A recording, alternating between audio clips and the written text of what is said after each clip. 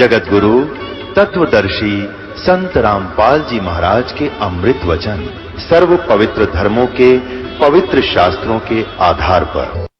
तो इसका तो कोई ऑब्जेक्शन किसी ने करा नहीं, अपनी अटकल लाते रहे। कमल के फूल पर तो कहाँ होगा, कहीं कोई छोड़ गया होगा, ऐसे कर गया होगा, जैसे उनकी एक जीव बुद्धि की सोच थी। लेकिन फिर भी उस परमात्मा की सुंदर मूर्त को देखकर, उनके जो सुंदरता को देखकर अपनी अपनी अटकल लगा रहे हैं।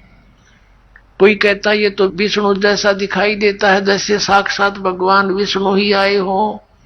कोई कहता है तो शंकर भगवान का रूप है, कोई कहे तो इंद्र का स्वरूप है, कोई कहे कुबेर उतर गया पृथ्वी पर। इतना सुंदर बालक कदे देखा ना सुना। अपनात्माओं, आपको परमात्मा कबीर जी के विषय में आदरणीय गरीबदास साहिब जी ने अपनी अमृतवाणी में कुछ बहुत ही एक आंखों देखा सत्य वर्णन किया है। थोड़ा सा यहाँ आदरणीय गरीबदास साहिब जी के विषय में आपको थोड़ा संकेत देंगे। अभी आपने पवित्र ऋग्वेद के अंदर पढ़ा कि वो परमात्मा सतलोक में रहता है, ध्रुवलोक के तीसरे पृष्ठ पर रहता है और राजा के समान विराजमान है। वहां पर वो देखने जोगा दिखाई देता है। राजा जैसी गति में, यानी ओवरऑल कंट्रोलर, अनंत ब्रह्मांडों के स्वामी के रूप में राजा की तरह वहां विराजमान है, दिखाई देता है। और वहां से गति करके आता है, अपनी अच्छी आत्माओं को मिलता है। ये विधान है भगवान का। तो वो 3 स्थिति में होता है। एक स्थिति में तो वहां स्थिर है, सतलोक के अंदर मनुष्य जैसा शरीर है, 1 रोमकूप में करोड़ सूर्य मिला दे, करोड़ चंद्रमा, ऐसा उनके शरीर की शोभा है, इतना सुंदर शरीर है। और दूसरे रूप में वो शिशु रूप धारण करके आता है। और तीसरी स्थिति में एक साधु संत का रूप बना के जब चाहे किसी पुण्यात्मा को जाकर मिलते हैं, उनको ज्ञान सुनाते हैं, अपने सचखंड सतलोक को दिखाकर वापस छोड़ देते हैं, ताकि आने वाले समय में ये हमारे गवाह बन जाए, एफिडेविट दे कि कबीर इज गॉड। ऐसे ही सन 1518 में परमात्मा कबीर देव जी सह शरीर चले गए थे सचखंड में, सतलोक में, हजारों व्यक्तियों के सामने। और फिर सन 1727 में लगभग 210 वर्ष के बाद, लगभग 200 वर्ष के बाद वो परमात्मा सचखंड से चलकर आए और गांव छुडानी, जिला झज्जर, हरियाणा के अंदर आदरणीय गरीबदास साहिब जी जब 10 वर्ष के बालक थे, खेतों में, अपने ही खेतों में, क्योंकि ये जाट कौम में जन्मे थे आदरणीय गरीबदास साहिब जी, किसान थे। और अपनी ही बहुत सी गव्वें होती थी, साथ में कुछ किराए के पाली और कुछ गांव वाले वैसे अपने इकट्ठे सामूहिक गौवें रखते थे, चराते थे। तो जंगल में गऊ चरा रहे थे। फाल्गुन सुदी द्वादशी के दिन के लगभग 10 बजे सतलोक से चलकर परमात्मा आए, एक जिंदा बाबा का रूप बनाकर। और वहां जंडी के पेड़ के नीचे सभी ग्वाले यानी पाली आहार कर रहे थे। गौवें चल रही थी आसपास, लंबे चौड़े खेत थे उनके। परमात्मा एक साधु रूप में उसके साथ से आते हुए नजर आए। वह रास्ता था साथ के कबलाना गांव से छुडानी गांव की तरफ पैदल जाने का रास्ता, पैदल एक प्यादा था। जब परमात्मा साधु रूप में उन बच्चों के पास, पालियों के पास आए, जांडी के पेड़ के निकट, तो उसमें अतिथि सेवा बहुत किया करते थे। पालियों ने कहा महाराज जी राम राम। परमात्मा ने कहा भाई राम राम। महाराज जी आ जाओ, भोजन पा लो, भोजन खा लो। परमात्मा ने कहा भी भोजन तो मैं खा के आया अपने गांव से। आपका गांव कहाँ है? पालियों ने पूछा। कितनी दूर है यहाँ से? आपके गांव का नाम क्या है? तो परमात्मा ने बताया मेरे गांव का नाम सतलोक है और यहां से वो 16 शंख कोश की दूरी पर है। बच्चा ने के बेरा शंख के है। उन पाड़ियों ने अनपढ़ थे, उन्होंने सोचा 16 कोस की दूरी पर होगा। कन्वेंस पहले से थे को नहीं, दूर के गांव को नहीं जानते थे आपस में, तो उन्होंने ऐसे सोचा होगा कोई सतलोक गांव। कहा कि महाराज जी भोजन नहीं खाते तो दूध तो पीना पड़ेगा, हम अतिथि को ऐसे जाने नहीं देते। परमात्मा ने कहा भाई मैं कवारी गाय का दूध पीता हूं और दूध पिलाना है तो पिला दो। बैठ गए तो वो पाली कहने लगे बाबा जी तेरा दूध पीने की नीत को नहीं, तेरी मजाक करते हो आप, कंवारी गाय कभी दूध देती है। परमात्मा ने कहा भाई देख लो दूध पिलाना है तो पी लूंगा, पर पिया करूं कंवारी गाय का। अब गरीबदास जी 10 वर्ष के बालक थे, उठ कर गए। उनकी एक प्रिय बछिया थी कंवारी गाय, जाके संग बैल नहीं लागा यानी कंवारी। उस बछिया को गले से पकड़कर रस्सी ले आए और कहा महाराज जी देखियो इसके बच्चा तो है नहीं, दूध कैसे देगी ये। परमेश्वर कबीर देव जी ने कहा कि तुम्हारे पास कोई पात्र है, छोटा सा पात्र हो जिसमें दूध निकालेंगे। उन्होंने बताया जी एक छोटा सा बर्तन है मिट्टी का, छोटा मटका जिसमें 5-7 किलो दूध आ जाता है, कोई तरल पदार्थ पानी वगैरह आता था, वो लस्सी लाते थे उसमें। वो साफ करके इधर रखा था, साफ कर लिया जैसे भी, तो कहा कि इस बर्तन को इसके सतन के नीचे लेकर बैठो। गरीबदास जी बैठ गए पकड़ के, 10 वर्ष के बालक। परमात्मा कबीर देव जी ने जिंदा महात्मा के रूप में खड़े थे, उस बछिया की कमर पे आशीर्वाद भरा हाथ यानी थपकी मार दी, ऐसे लंबे लंबे सतन हो गए और दूध की धार चल पड़ी। जब वो पात्र भर गया वह बंद हो गई।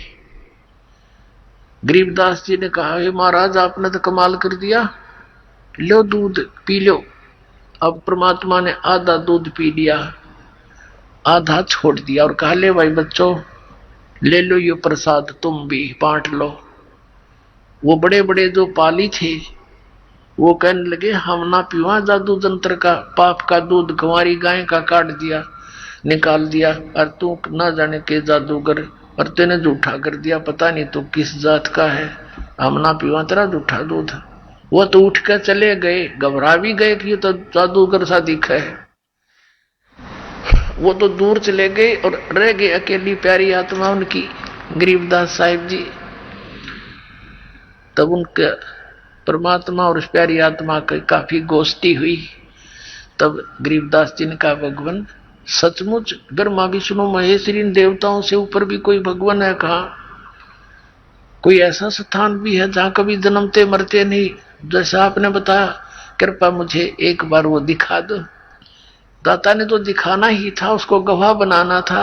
उस आत्मा को लेकर के ऊपर गए, ब्रह्मा विष्णु महेश जी की राजधानियां दिखाई, ऊपर लोक दिखाए, उन लोगों में स्वर्ग दिखाया, स्वर्ग में रहने वाले व्यक्तियों से बात कराई। तू कितने दिन रहेगा स्वर्ग में? वो कहते हैं जी मेरा तो टाइम आ लिया, मेरी तो पूंजी खत्म हो रही। परमात्मा ने पूछा कहाँ जाओगे? पता नहीं कहाँ जाएंगे। इस स्वर्ग के अंदर एक और समस्या है, 3 वर्ष पहले उनको पता लग जाता है तुम्हारी इतना समय स्वर्ग का रह गया, फिर कहाँ जाएंगे? नरक में भी जाना पड़ सकता है, गधे भी बनना पड़ सकता है। अब 3 वर्ष पहले तो उनका खाना पीना छूट लेता है उस स्वर्ग के अंदर। फिर दिखाया परमात्मा ने ऊपर ब्रह्मलोक दिखाया, वहां नकली वो बना रखे इस काल ने, नकली सतलोक, नकली अलखलोक, अगमलोक, अकलोक नकली बना रखे स्वर्ग लोक ब्रह्मलोक के अंदर। फिर धर्मराज के न्यायाधीश के लोक में गए। जब धर्मराज के पास परमात्मा पहुंचे और साथ में वो गरीबदास साहिब वाली आत्मा, तो जो ही धर्मराज के दरबार में परमेश्वर ने प्रवेश किया इस 21 ब्रह्मांड के न्यायाधीश के लोक में, तो न्यायाधीश खड़ा हो गया वो और अपना आसन छोड़ दिया और कहा आओ बैठो भगवान। और परमात्मा वहां बैठे नहीं, जैसे एक उच्च अधिकारी अपने छोटे कर्मचारी पर जाकर उसको आदेश देता है, और वो अपनी कुर्सी त्याग कर खड़ा हो जाता है और सलूट मारता है, जी सर, जो एक शिष्टाचार होता है। ऐसे धर्मराज खड़ा होकर करबद्ध होकर और जो भी मालिक का आदेश दे रहे थे सिरोधार्य कर रहा था। अब ये प्रसंग अलग है, यहां इसको चैप्टर को आगे नहीं बढ़ाएंगे। तो फिर सतलोक में लेकर गए। सतलोक में क्या देखा आदरणीय गरीबदास साहिब जी ने कि वहां एक बहुत बड़ा गुम्बज है, बहुत बड़ा एक स्तूप है, उसके बीच में ऊंचे सिंहासन पर परमात्मा विराजमान है और सिर पे मुकुट है, सफेद आसन है, सफेद सिंहासन है, सफेद ही परमात्मा का रूप है, शरीर है, रंग है और सफेद ही सारा लोक है। अब नीचे से जिंदा महात्मा के रूप में जो परमात्मा जा रहे थे, कबीर जी गए थे सतलोक में, वहां अपने ही दूसरे तेजों में रूप के ऊपर चंवर करने लगे, वहां से उठाकर, जैसे एक सेवक अपने गुरुदेव पर किया करता है। अब गरीबदास जी ने सोचा कि ये बाबा जी तो यहाँ का कोई नौकर नाकर होगा, सेवक, और भगवान तो यू है जो तख्त पर बैठा। अब थोड़ी सी देर में क्या हुआ कि जो सिंहासन पर विराजमान थे भगवान, वो तेजों में शरीर वाले तो खड़े हुए, और जिंदा महात्मा के रूप में जो नीचे से गए थे भगवान, वो उस और ऑल कंट्रोलर के सिंहासन पर विराजमान हो गए। और वो तेजों में शरीर वाला भगवान चवर उठाकर उस जिंदा वाले रूप पर चवर करे, नौकर की तरह, सेवक की तरह। अब गरीबदास जी ने सोचा भाई बाबा जी पर भगवान सेवा करे इसकी। इतने में क्या हुआ कि तेजों में शरीर जो था वो उस जिंदा वाले महात्मा के वाले शरीर में समा गया, एक हो गए दोनों। अकेले कबीर देव जी वो बाबा जी रूप में थे, जिंदा महात्मा के रूप में वो विराजमान है ओवरऑल कंट्रोलर के सिंहासन पर, यानी कुल के मालिक रूप में, और चंवर अपने आप हो रहा है, अपने आप ऐसे चल रहा है। तब परमात्मा ने कहा कि गरीबदास यहां थे तुम पहले, देखो ये तुम्हारे मकान खाली पड़े हैं, पूरे बड़े लंबे चौड़े फ्लैट के फ्लैट, अर्जा फंसे वहां काल के लोक में। सारी डिटेल बताई, सृष्टि रचना सुनाई। तब गरीबदास साहिब ने कहा भगवान मुझे यहीं रख लो भगवान, वो तो गंदा लोक है, ये भगवान कैसे जाऊं अब उस लोक में, इस लोक को देखकर वहां कैसे जाऊं भगवान, वो तो ऐसे रह रहे हैं जैसे कीड़े मकोड़े हुआ करते हैं, यहाँ स्वर्ग तक के प्राणी भी महादुखी भगवान, मुझे यही रख लो मेरे मालिक।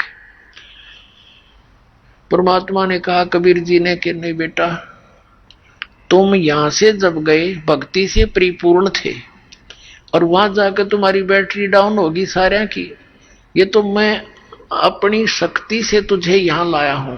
अब तुम वापस जाओ, आपके भाई बहन काल के जाल में फंसे हुए हैं, उनको ये ज्ञान समझाओ जो तूने आंखों देखा, या सच्ची साच बताओ, और बेटा मैं तेरे साथ रहूंगा और तुझे सतनाम दूंगा। वो सतनाम की भक्ति सुमन करने से तुम्हारे अंदर शीघ्र ही वो भक्ति संचित हो जाएगी, जो तुम्हें यहां लेकर आएगी। वो भक्ति की कमाई तुम्हारे अंदर संचित हो जाएगी, इतनी संचित हो जाएगी जैसे फिर गरीबदास साहिब ने परमात्मा से प्राप्त ज्ञान को फिर कैसे बोला है कि सतनाम पालड़ रंग होरी हो, 14 लोक चढ़ावे राम रंग होरी हो, 3 लोक पासंग धर रंग होरी हो, तो ना तुले तुलाया राम रंग होरी हो। आदरणीय गरीबदास साहिब जी की वाणी में एक होरी नाम का अंग है। होरी माने होली, होली मीन खुशी मनाते हैं लोग। तो गरीबदास साहिब जी कहते हैं कि यह नकली होली हम नहीं अच्छी ना लगती, हम तो वो राम नाम की होली खेलेंगे भाई, जिसको हम रोज खेला करेंगे, एक दिन खेलकर हम संतुष्ट नहीं होते।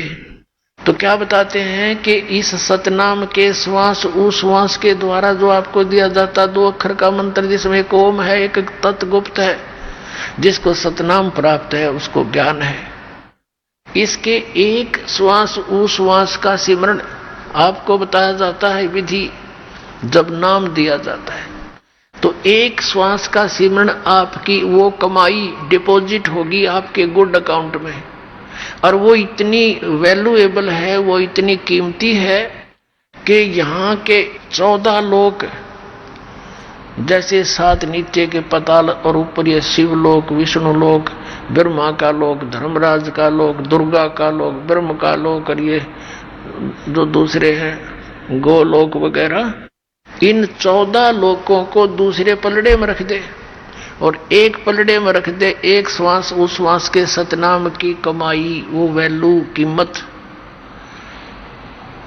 और 3 लोक पासंग धरे, कौन से? पृथ्वी लोक, स्वर्ग, एक कॉमन स्वर्ग लोक है, इंद्र वहां का शासक होता है, वो स्वर्ग लोक, ये पृथ्वी लोक, और नीचे का पाताल लोक।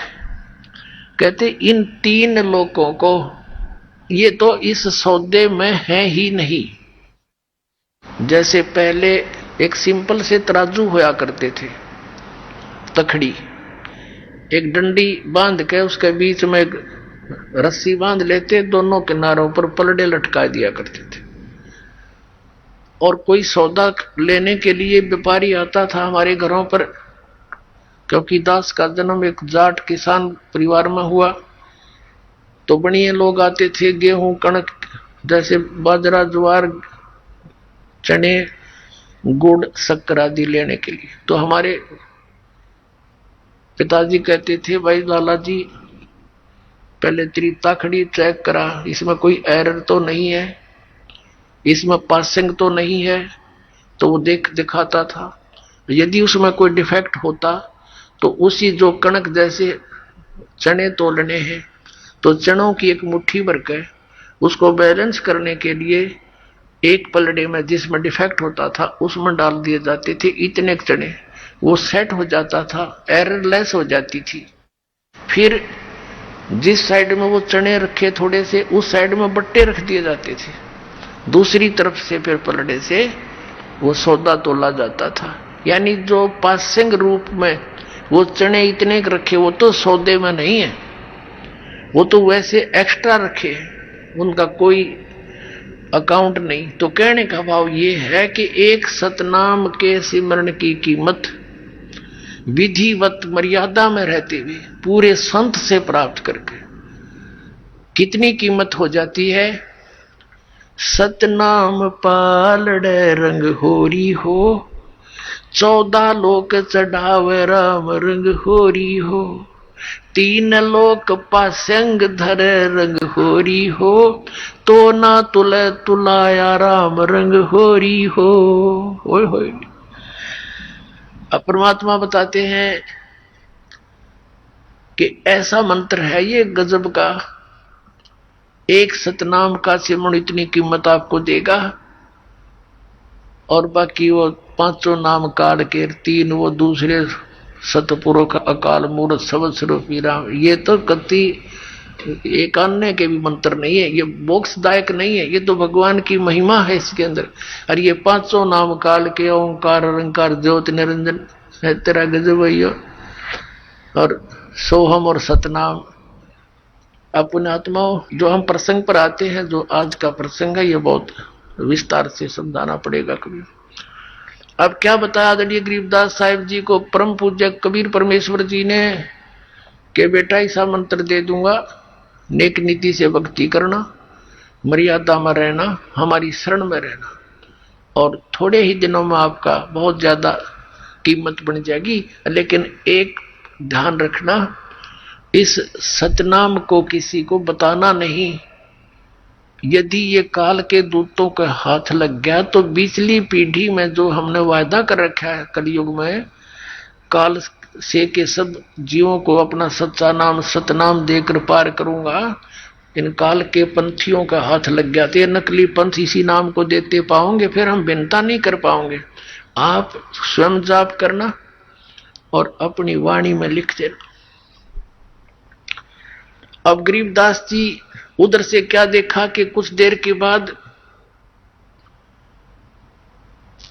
उन पालियों ने घंटे 2 घंटे के बाद संभाला कि वो बच्चा कहाँ है, देखा वो तो बैठे हैं, हाथ लाकर देखा वो लुढ़क गया, उसमें आत्मा थी ही नहीं। गांव में पता चला। अब कहने का भाव ये है कि उनको चिता पे रख दिया, अंतिम संस्कार की तैयारी कर दी। शाम के समय 8-9 घंटे बीत गए। इतना गांव के नगर के लोग इकट्ठे हुए, लकड़ी लुकड़ी ले गए।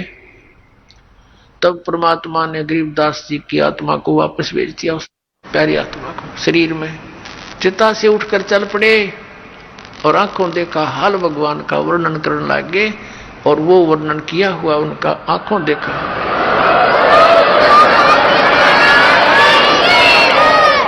तो उस परमेश्वर के विषय में जो आंखों देखा हाल था, आदरणीय गरीबदास साहिब जी ने किस प्रकार परमात्मा की महिमा को बताया है, वो आपके सामने अब सुनाते हैं।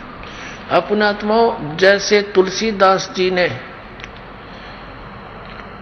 रामायण चौपाइयों के माध्यम से बोली है, लाखों वर्ष पहले की बीती हुई घटनाएं श्री रामचंद्र की जी के समय में, और आज वो सबको मान्य है।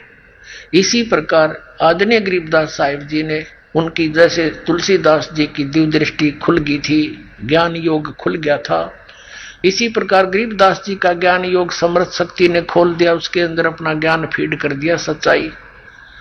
अपने आत्माओं, जैसे दूरदर्शी होती है दूरबीन, माइक्रोस्कोप बोलते हैं, तो उसकी रेंज होती है, कोई तो 1-2 किलोमीटर तक देख सकती है, और एक देख ले मनमाना आकाश के बहुत लंबे दूर तक के इन ब्रह्मांडों को, तो उनकी रेंज में अंतर होता। तो गरीबदास जी की जो दिव्य दृष्टि थी वो श्री तुलसीदास जी से कहीं अधिक शक्तिशाली थी।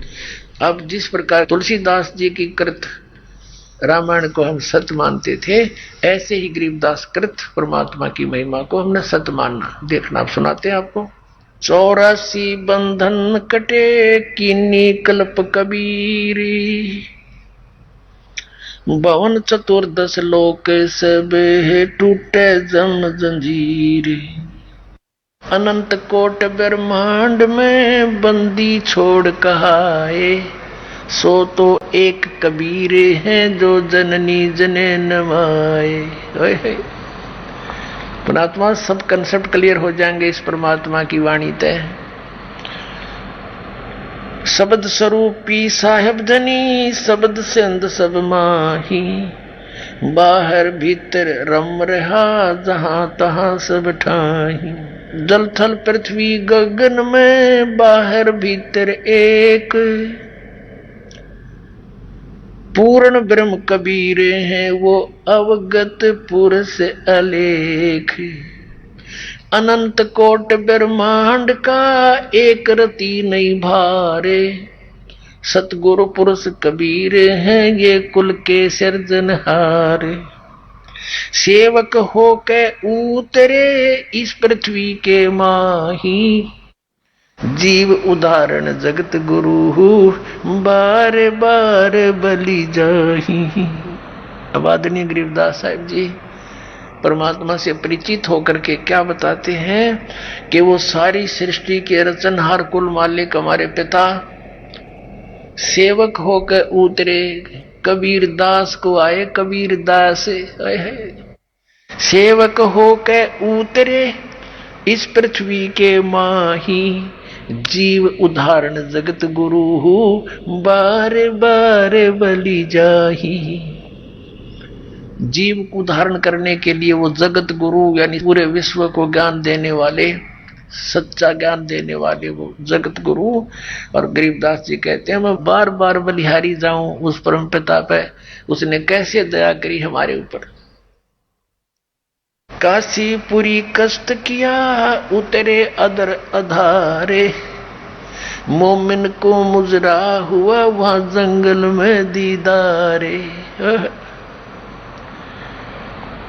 कहते काशीपुरी में परमात्मा का आगमन हुआ और उतरे अधर अधार, वो किसी माँ से जन्म नहीं लिया, ऊपर तो आए अधर अधर यानी ऊपर से आए नीचे, और मोमन को वहां मिले उस मुसलमान दुल्हे को जंगल में सरोवर के ऊपर। अब वो उनकी कितनी शोभा वर्णन करते हैं। कोट किरण शशि भाने शुद्ध आसन अदर विमाने परसत पूर्ण ब्रह्म को शीतल पिंड और प्राणे। अब नीमा ने गोदी में ले रखा था परमात्मा को, जिस भगवान के नाम लेने से आत्मा भर आती है कि वो इतने दुखी हो रहे हमारे लिए। हमारे बाप में भी को नहीं, हमारा पिता हमारे पीछे पीछे घूम रहा है, हमने काल की भांग पी रखी है। कबीर साहब कहते हैं, कबीर ये माया अटपटी सब गट आण अड़ी, और किस किस न समझाऊं या कुएं भांग पड़ी। अब वो हमारे साथ लिए भटक रहे हैं, जिस परमात्मा के गुणगान सब ग्रंथ कर रहे हैं, और वो एक उस पुण्यात्मा की गोदी में है। अब उसको कितना अनुभव आनंद का हो रहा होगा पुण्यात्मा, अब कोई जीव नहीं उसको वर्णन कर सकती। अब क्या बताते हैं गरीबदास साहब जी, कोट किरण शशि भाने शुद्ध ये आसन अदर विमाने। परसत यानी छूते ही उस पूर्ण ब्रह्म को, और नीमा के शीतल पिंड और प्राण, एकदम शांति सी होगी। नीमा ने परमात्मा को कैसे प्यार किया, गोद लिया मुख चूम कर वो हेम रूप झलकनते, जगर मगर काया करे जैसे दमके पद्म अनंत।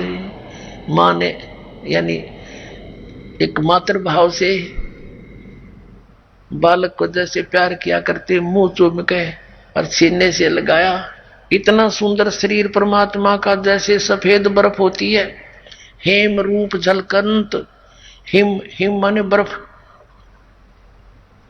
सफेदी जो बर्फ की है वो सबसे अधिक मानी गई है। तो कहते हैं वो स्नो व्हाइट कलर था मालिक का, इतने सुंदर सफेद शरीर था।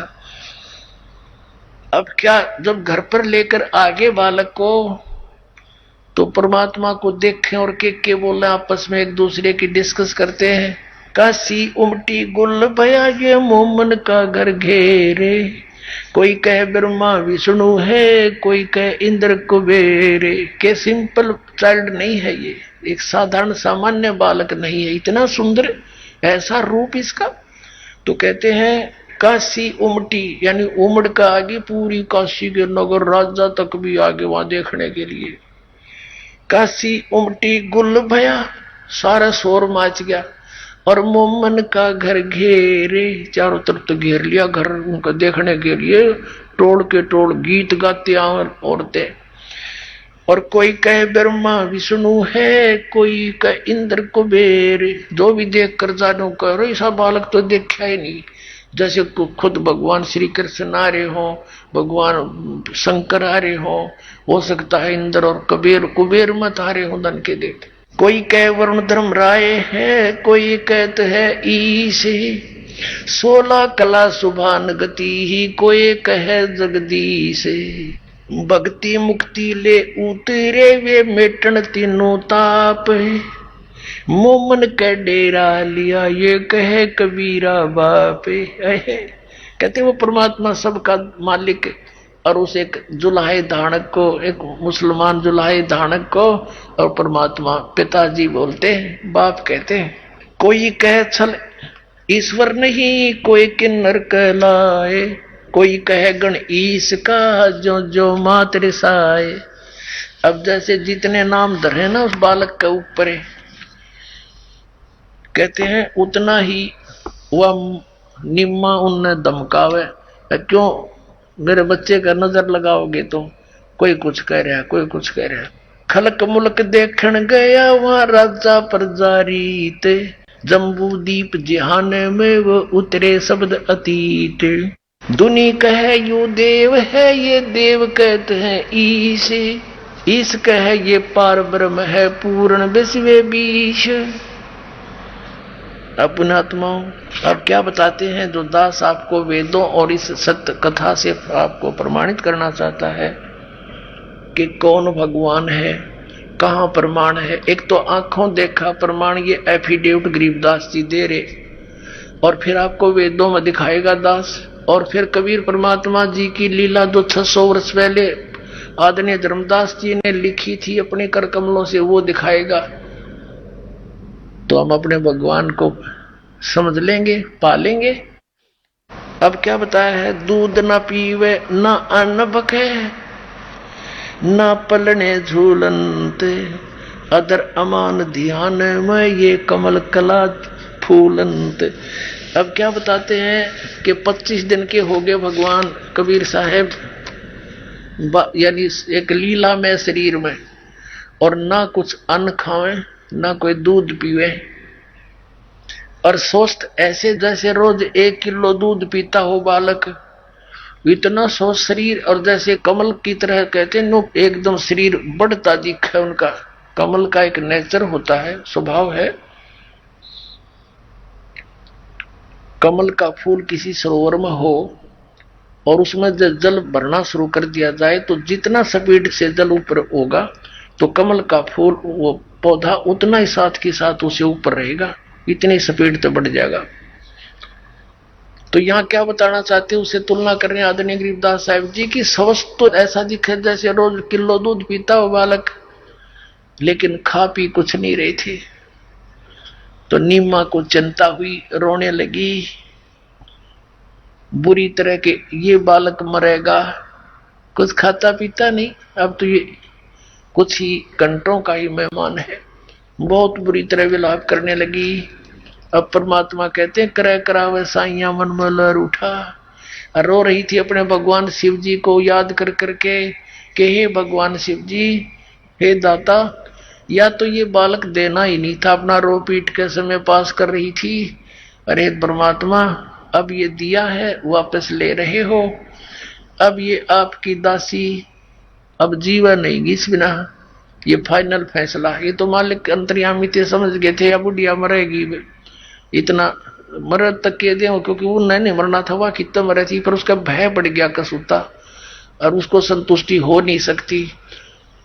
तो परमात्मा ने शिव का रिमोट दबाया, शिव जी भगवान का। शिव उतरे शिवपुरी से वो अवगत बदन विनोद, मैं के कमल खुशी भये जब लिया इसको गोद। अब कबीर साहब ने प्रेरणा की भगवान शिव जी को कि तेरी कौन आत्मा तुझे याद कर रही है, ऐसी विलाप कर रही है। तो वहां एक साधु रूप बना के, महात्मा का रूप बना के शिव जी आके खड़े हो गए वहां और कहा, माई क्यों रो रही है? और वो रो रही थी, एक बार सरसरी से नजर देख कर रो रही थी कि बाबा जी केले रही, बड़ा कुछ खाता ना पीता। भगवान शंकर ने पूछा कि माई क्यों रो रहे हो, क्या बात, क्या आपत्ति है तेरी? महाराज जी, तेरे बस का को नहीं मेरा दुख निवारण करना। नो कह कर रोते रोते फिर रो पड़ी बहुत बुरी तरह। भगवान शंकर ने कहा कि हे माई, ऐसे कहते हैं अपना दुख किसी के सामने कह दे तो हल्का हो जाता है, इसी दृष्टिकोण से बता दे तू क्यों रो रही है। तब उसने बताया कि पहले तो हमारे कोई संतान नहीं थी और एक दिन मैंने सच्ची आत्मा से अपने भगवान शंकर जी को याद किया था, उसने मुझे ये लाल दे दिया, कमल के फूल पर मिला मुझे, स्नान करने गए थे हम दोनों, और अब महात्मा जी ये कुछ खाता पीता नहीं, 25 दिन का हो गया, और इसलिए रो रही हूं कि ये मरेगा और साथ मरूंगी मैं, अब मैं जी नहीं सकती इसके बिना, मैं नो रो रही हूं महात्मा जी। तो भगवान शिव ने कहा, तेरा बच्चा तो दिखा मुझे। माई लाई उठा के और बच्चे को परमात्मा, नवजात शिशु 25 दिन के बालक को सोचा कि महात्मा की चरणा में गिर दूं, कुछ आशीर्वाद प्राप्त हो जाए, इसकी जिंदगी बढ़ जाए, आयु बढ़ जाए। जो ही शिव जी के चरणों में बच्चे को नू डाला, वहां से उठ गए भगवान आकाश में, और भगवान शिव जी के सिर के पैरेलल में हवा में ऐसे स्थिर हो गए बालक। माई नो सोच रही नीमा कि इस बाबा जी की करामात है, मेरे बच्चे को इतना ऊंचा उठा दिया जमीन तक, तो उसका हौसला सा बड़ा बात बनेगी। अब शिव जी ने ऐसे हाथ किया, कबीर परमात्मा शिव जी के हाथों में आ गए, और फिर उन दोनों की बात हुई।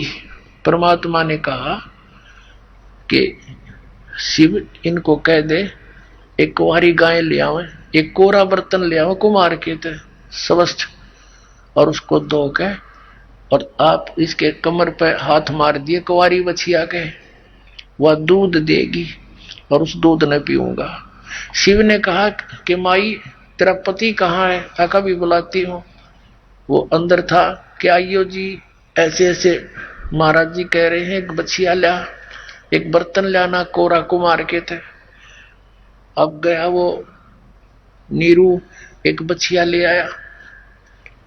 भगवान शंकर ने उसके कमर पे हाथ थपकी मार दी, आशीर्वाद भरा हाथ रख दिया और वो छोटा सा पात्र था वो गाय के नीचे रख दिया बछिया के। अब वो दूध चल पड़ा, पात्र भरते ही बंद हो गया। वो दूध परमात्मा ने पिया और शिव जी चला गया। अपने आत्माओं, ये प्रमाण गरीबदास साहिब जी कहते हैं, दूध न पीवे न अन्न बखे, न पालड़े झूलनते, दास गरीब अदर ध्यान में ये कमल कला फूलनते। दूध न पीवे न अन्न बखे है, नहीं पलने झूलनते, अदर अमान ध्यान में कमल कला फूलनते। शिव उतरे शिव पूरी से, वो अवगत बदन विनोदे, मैं के कमल खुशी भये, जब लिया ईस को गोदे। परमात्मा को गोदी में ले लिया। अब दोनों भगवानों की जब नजर में नजर मिली, कहते हैं नजर नजर से मिल गई, किया ईस प्रणाम।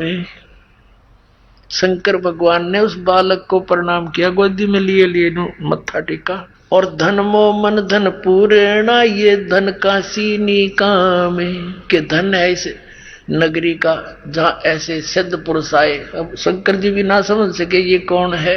7 बार चर्चा करी, बोले बालक बहने, शिव को कर मस्तक धरा, हाला मोमन एक धैनु।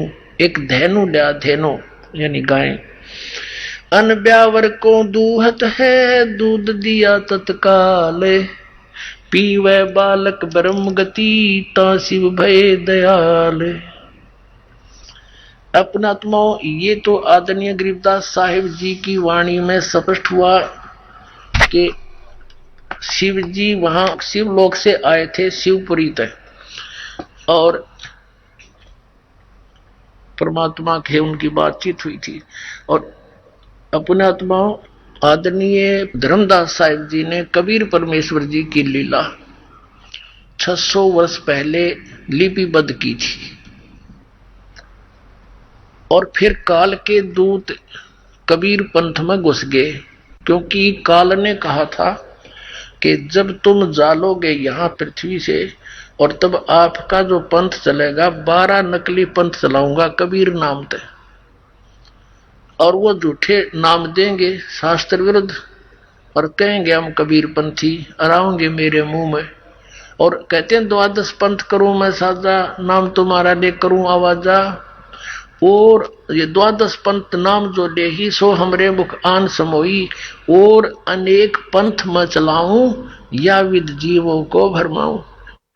12 तो कबीर पंथ के 12 पंथ, अनेक पंथों में ये राधा स्वामी पंथ, जय गुरुदेव पंथ, धन धन सतगुरु पंथ, ठाकुर जी वाला पंथ, और ये सच्चा सौदा सिरसा जगमाल वाली, ये गंगुआ वाला पंथ, भिवानी वाला ताराचंद वाला पंथ, एक आगरा वाला पंथ, ठाकुर वाला पंथ, ये सारे के सारे सतलोक और सचखंड की महिमा बताते न, कख नहीं पता उसके बारे में। तो ये काल के चलाए हुए पंथ हैं, और इनके मुखिया जो थे वो बहुत पुण्यकर्मी प्राणी थे, परमात्मा के बच्चे थे, और वो बिछुड़ गए भगवान से, फंस गए काल के। उन इसका दुरुपयोग करके करोड़ों जीवों को अपने जाल में फंसा दिया। तो पुण्यात्माओं, इन कबीर पंथियों ने कबीर सागर में बहुत कुछ काट छांट कर ली अपनी बुद्धि अनुसार, और उसको छपवा दिया, फिर भी सच्चाई को छुपा नहीं सके। अब आपको दिखाते हैं, पहले तो उस कबीर सागर के अंदर दिखाते हैं अपनी सोच से कुछ काट छांट कर। क्योंकि क्या होता था कि भक्ति जहां नहीं होती, भगवान का संग नहीं होता, सत्य भक्ति नहीं होती, तो उसमें क्या होता है कि जो कथाएं परमात्मा के विषय में सुनाई जाती है तो आम व्यक्ति विरोध करता है, और जो वैसे लोकवेद सुनाने वाला व्यक्ति केवल कथावाचक है वो प्रमाणित कर नहीं सकता। तो जिस कारण से उन्होंने कबीर सागर में कुछ अंश को धीरे धीरे हटाना शुरू कर दिया कि जिससे एक सिंपल सा बन जा, आम आदमी स्वीकार कर ले। या उनकी भूल थी, तो उसकी पूर्ति करने के लिए मालिक को पता था कि ऐसा ये काल करवाएगा, तो आदरणीय गरीबदास साहिब जी के माध्यम से अपनी सच्ची महिमा फिर दोबारा से अमृतवाणी उनके द्वारा वर्णित करवा दी। उसकी पूर्ति गरीबदास साहिब जी की वाणी से होती है। और परमात्मा ने चमत्कार लिखा है, 600 वर्ष पहले बोला था कि 12वां पंथ जो होगा गरीबदास वाला 1774 में उसका जन्म होगा, संवत 1774। वैसे गलती से 75 लिखा कबीर सागर में। तो उस समय वो जो आएगा मेरा हंस, उसके द्वारा मेरी वाणी पुनः प्रकट होगी। लेकिन उस गरीबदास के पंथी उसको समझ नहीं सकेंगे। फिर उसी पंथ में मैं ही फिर आऊंगा धर्मदास, और सभी पंथ मिटा के एक पंथ चलाऊंगा, ऐसा कहा था। तो वो परमात्मा स्वयं नहीं आए, दास को भेज दिया। पुण्यात्माओं, हो सकता दास की अर्जी सुन ली हो मालिक ने कि दाता आपको बहुत परेशान करते हैं आपके बच्चे, उस काल से प्रेरित होकर के इस दास को हो सकता स्वीकार करके इसलिए भेज दिया। तो वो आपको दिखाते हैं कबीर सागर के अंदर, और फिर दिखाएंगे वेदों में, और परमात्मा की वो वाणी फिर सिद्ध हो जाएगी। वेद मेरा भेद है, मैं ना मिलूं वेदन के माही, अर्जुन वेद से मैं मिलूं वो वेद जानते नहीं। देखिएगा कबीर सागर, ये कबीर सागर संपूर्ण 11 भाग, इसके कौन प्रकाशक है ये देखिएगा, श्री खेमरा श्री कृष्ण दास प्रकाशन बंबई।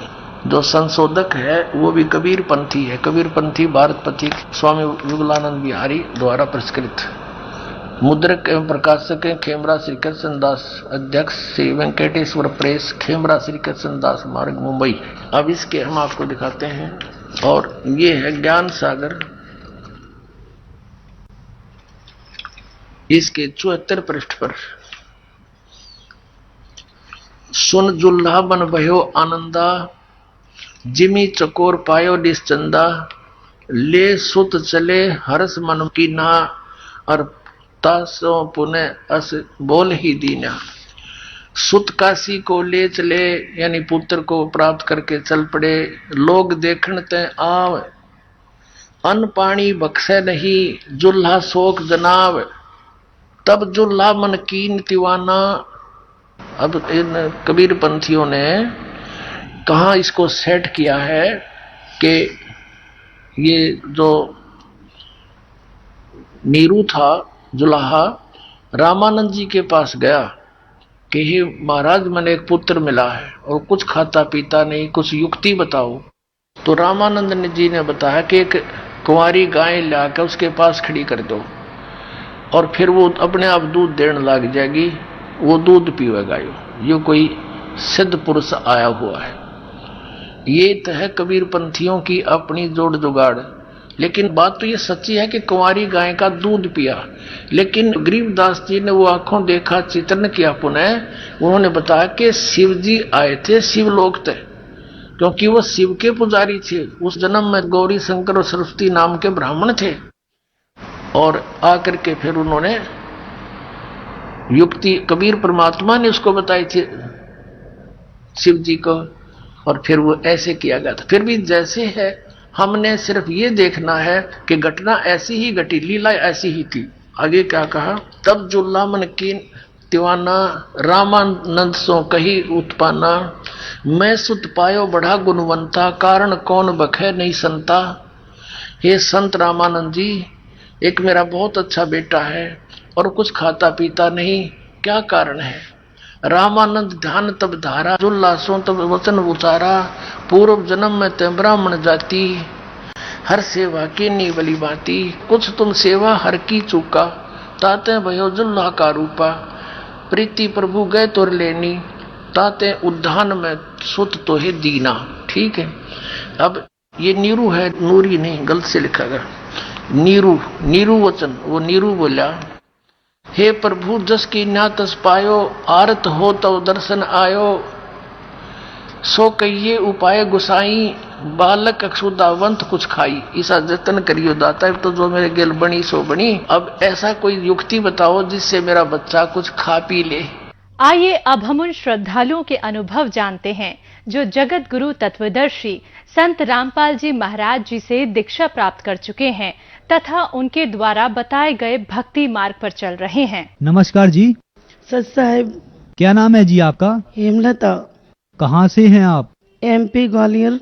संत रामपाल जी महाराज से आपने नाम दीक्षा कब ली? संत रामपाल जी महाराज से नाम दीक्षा हमने सन 2013 21 मार्च को ली। संत रामपाल जी महाराज से नाम दीक्षा लेने से पहले आप क्या भक्ति साधनाएं करते थे? संत रामपाल जी महाराज से नाम लेने से पहले माता की, विष्णु भगवान की, साईं बाबा के मंदिर जाते थे, हर गुरुवार प्रसाद चढ़ाते थे, मंगलवार हनुमान जी को भी प्रसाद चढ़ाते थे, चूल्हा निकलवाते थे। तो जो इतनी सारी भक्ति साधनाएं आप करते थे, इनसे आपको क्या क्या लाभ हुए? सर जी कोई लाभ नहीं, इतनी भक्ति करते थे, शंकर जी का हड़ताल का व्रत भी रहते थे, वादों का लाभ तो नहीं हुए, हानि शुरू हो गई।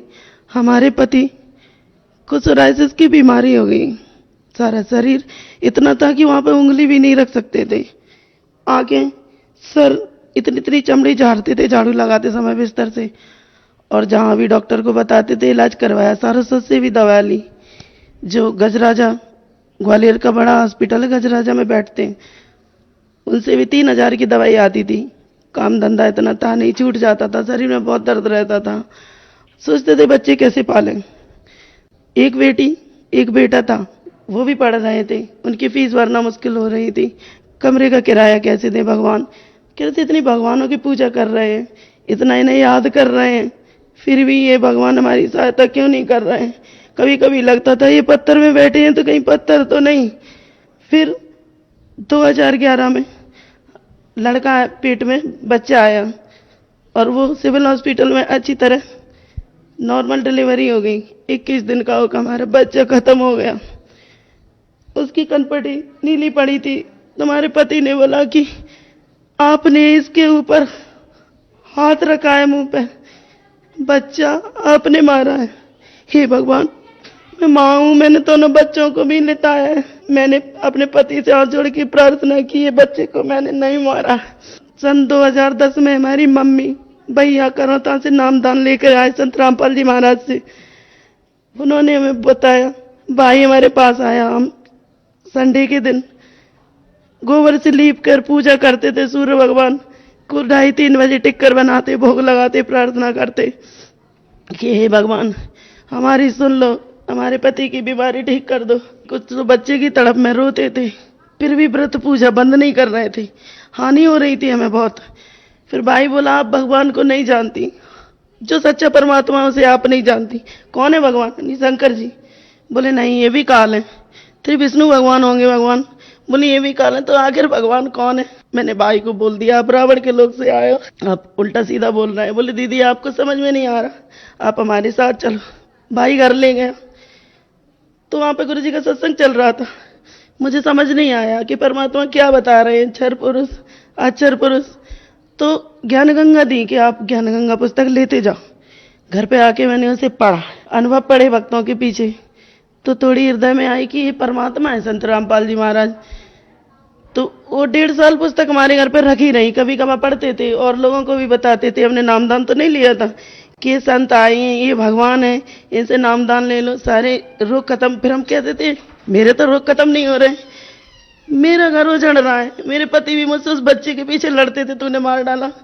और इसमें हम सबको बता रहे हैं कि जो भगवान है, जो वेदों के अनुसार भक्ति है, उसमें गुरु जी ने लिखा है, इस लोग नंबर भी लगा है, वेद में भी बताया, कबीर रंगारसी, कबीर बम्बारसी, पुराने रोगों का नाश करने वाला, पुराने घोर से घोर पापों का नाश करने वाला परमात्मा तत्वदर्शी संत की शरण में जाने से उनसे नाम दीक्षा लेके मोक्ष होगा। तो संत रामपाल जी महाराज है तत्वदर्शी संत।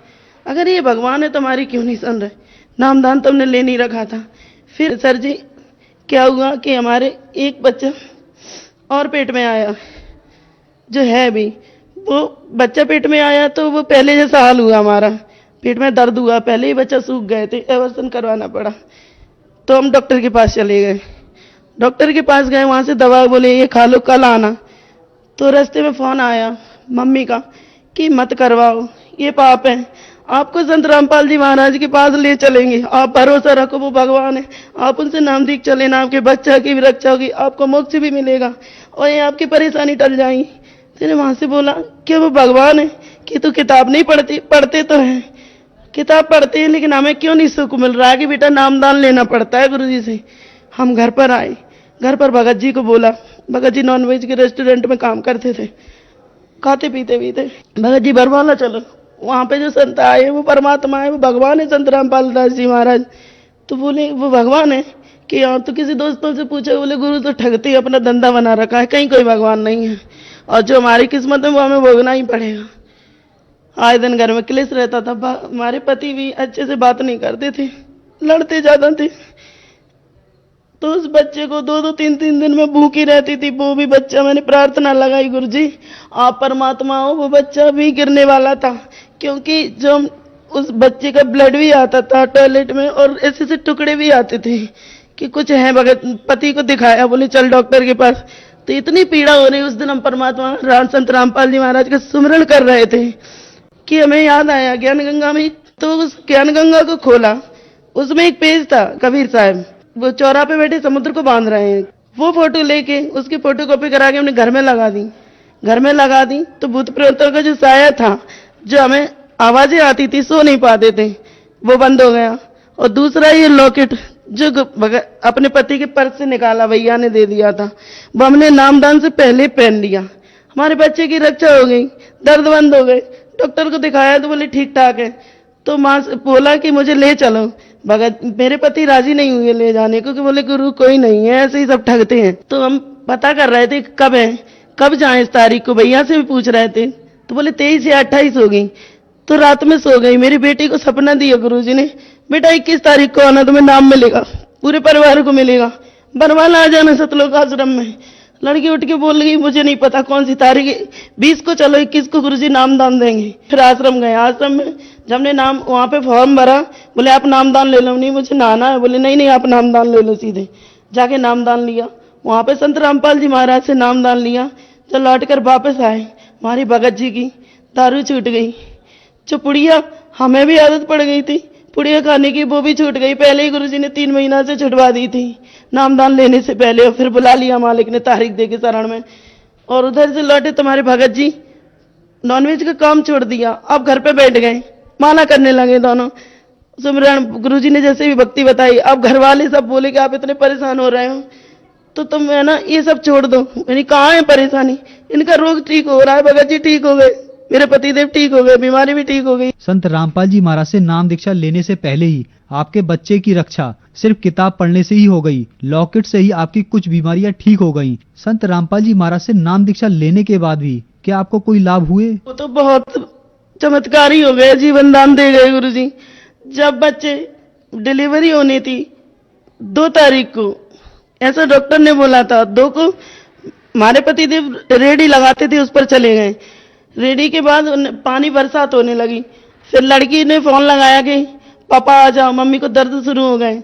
तो उस दिन तो नहीं आए, 4 दिन दर्द सहन किया। 4 तारीख को ग्वालियर के सबसे बड़ा हॉस्पिटल है कमला राजा हॉस्पिटल, उसमें ले गए। सिविल हॉस्पिटल से मना कर दिया, प्रशासन से भी मना कर दिया कि इनकी डिलीवरी यहाँ नहीं हो सकती, बहुत अल्ट्रासाउंड जांचे देख के बोली यहाँ पे मुश्किल है, यहाँ पे मशीनें भी नहीं है, शायद इनकी जान को खतरा भी है।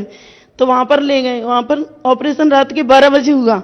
12 बजे हम भगत जी को सत्साहिब करके गए कि शायद लौट पाए सत्साहिब अपने पति को। तो बोले ऐसे क्यों बोल रही हो, नहीं बच्चों से और पति से आस्था हटा के उन्होंने संत रामपाल जी महाराज में लगा ली कि शायद हम बच पाए। और जब हम उस पे ऑपरेशन की सीट पे लेटा दिए तो ऑपरेशन शुरू हुआ। ऑपरेशन शुरू होने के बाद हमारी दम घुटना शुरू हो गई, ऐसी लगी कि हमारी सांस निकल रही है घबराहट से। जैसी सांस हमारी बाहर दम घुटने लगी, निकलने लगी, कुछ भी नहीं दिखा जाए। तो ऐसा लगा कि पीछे हमारे संत रामपाल जी महाराज खड़े हैं। महसूस हुआ कि सर पे हाथ रख रहे हैं और नाक के द्वारा ऐसी ठंडी सांसें हमारे अंदर गई। तो वहां पे बात भी करने लगे, डॉक्टरों से पूछ रहे हैं, जूनियर डॉक्टर थे, नर्स थी, कैसा है हमारा बच्चा? बोले ठीक है। वजन कैसा है, कितना बड़ा है? बोले अच्छा है आपका, आप लेट ही रहो। आराम से डिलीवरी हो गई। 15 दिन के बाद हम बरवाला गए बच्चे को लेके गुरुजी के पास। और उससे पहले जब हमारी डिलीवरी हुई तो 12 घंटे तक बच्चे को दूध नहीं मिला। बगल वालों से मांगा पलंग से कि बच्चे के लिए थोड़ा सा दूध दे दो, बच्चा भूखा है, डॉक्टर चेक करने आए। बोली नहीं, हम दूध नहीं देंगे। हमने कहा अगर आप हमसे कोई मांगता तो हम तो सारा दूध बच्चे को दे देते, अपना भी पिला देते। हाथ जोड़ जोड़ के कह रहे कोई थोड़ा सा दूध दे दो, इस बच्चे को पिलाना है। तो बोली नहीं, हमारे पास दूध नहीं है। रह गए। हमारे पति दूध लेने बाहर चले गए। बोले कि घर से कहीं किसी के पड़ोस में गाय है, वहां से लाएंगे। हॉस्पिटल नहीं पहुंचे। मम्मी ने भी मांगा। रात की 12 बजे की डिलीवरी, बच्चा जन्मा। सुबह के दोपहर को 1 बज गए। अब रोना बंद कर दिया। डॉक्टर बोला इसे दूध पिला दो, जैसा भी हो वैसा पिला दो, ये बच्चा बचेगा नहीं। उसको देख के हमारे अंदर सीने में दर्द उठा तो बहुत भयंकर दर्द था, बहुत भयंकर पीड़ा थी। माँ को बोली कि मैं नहीं बच पाऊंगी। तो सिकाई विकाई के लिए ले गए। बोले आप मम्मी आप बताती हैं घर पे आके कि आप याददाश्त खो बैठी थी ना, तो बच्चे को पहचान रही थी, डॉक्टरों को मार रही थी, काट रही थी, वहां पर इतना हंगामा कर रही थी, आपको रस्सियों से बांधा गया। हमें ऐसा थोड़ा थोड़ा याद है कि मैं भैया को घुसा मार रही थी और पहचानने की कोशिश कर रही थी कि हमारा भैया है, लेकिन नहीं पहचान पा रही। मम्मी भी आई, ये हमारी माँ है, तो हम उनसे बात नहीं कर पा रहे। और जब सो गए तो गुरुजी हमारी आत्मा को बरवाला ले गए। संत रामपाल जी महाराज हमारी आत्मा को बरवाला ले गए। संत रामपाल जी महाराज ऊपर गद्दी सिंहासन पर बैठे हुए हैं, हम लोग नीचे बैठे हैं। तो हम पूछ रहे हैं आपस में भक्तमती भगत जी से कि यहाँ पे क्या हो रहा है, एक दूसरे को कपड़ा क्यों फेर रहे हैं। बोले यहाँ पे पागलों का इलाज हो रहा है, ये ठीक हो रहे हैं, पागल ठीक हो रहे हैं। ऐसा करके मैं अभी हाथ जोड़कर बैठ गई। और 10 बजे बताते हैं कि आप जब होश में आई तो हमने अपने बेटे को, अपने पति को, माँ को, सबको पहचान लिया। और इतने आध्यात्मिक लाभ हुए, परमात्मा ने हमारी इतनी रक्षा की, उजड़ा हुआ घर बसाया, पति भी सही सलामत कर दिए। वो अब नहीं लड़ते, कभी नहीं लड़ते, कोई भी काम हो पूछ कर करते, ऐसा कर ले या नहीं कर ले, गुरु जी से प्रार्थना करके करते। संत रामपाल जी महाराज से परिवार तो बचाया ही, और हमें भक्ति भी सही मिल गई। क्योंकि जो हम पहले करते थे उससे न तो गति थी, न लाभ था, न मोक्ष था, उल्टा हानि ही थी। ऐसा वेद में भी प्रमाण है, गीता में भी, कि न तो इन तीनों देवों की भक्ति करने वालों की न गति होती है, न कोई लाभ होता है। और जब से हम संत रामपाल जी महाराज की शरण में आए हैं तो हमारा घर भी बसा ग्वालियर में, दीनदयाल नगर महाराजा कॉम्प्लेक्स पर, सत साहिब नाम से अच्छा खासा रेस्टोरेंट है। और मालिक अच्छी बरकत भी घर में हो रही है, बच्चे भी अच्छी तरह से पढ़ रहे हैं। और गुरुजी ने 2-3 साल के अंदर मकान भी दिलवा दिया। संत रामपाल जी महाराज से नाम दीक्षा लेने के बाद आपको बहुत सारे लाभ प्राप्त हुए, तो जो दर्शक आज आपको देख रहे हैं उनको आप क्या संदेश देना चाहेंगे? लाभ तो सर जी हमें बहुत प्राप्त हुए और होते ही रहते हैं आध्यात्मिक लाभ। बताएं तो बता ही भी नहीं पाएंगे। संसार जगत के भाई बहनों से हम यही हाथ जोड़कर करवत होकर प्रार्थना करना चाहेंगे कि चैनलों पर संत रामपाल जी महाराज का प्रोग्राम आता है तो आप वहां जो पट्टी आती है, नीचे नंबर आती है, उसमें तो उन पे फोन करके नामदान केंद्र का पता लगा के आप संत रामपाल जी महाराज से शीघ्र ही जल्दी से जल्दी नाम दीक्षा ले लो, अपने परिवार वालों को भी दिलाओ, आत्म कल्याण होगा। यही भगवान है, संत रामपाल जी महाराज ने हमें बचाने वाला कोई नहीं है। धन्यवाद जी। साहब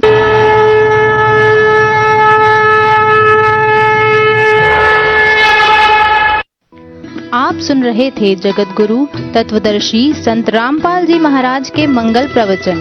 अधिक जानकारी के लिए संपर्क करें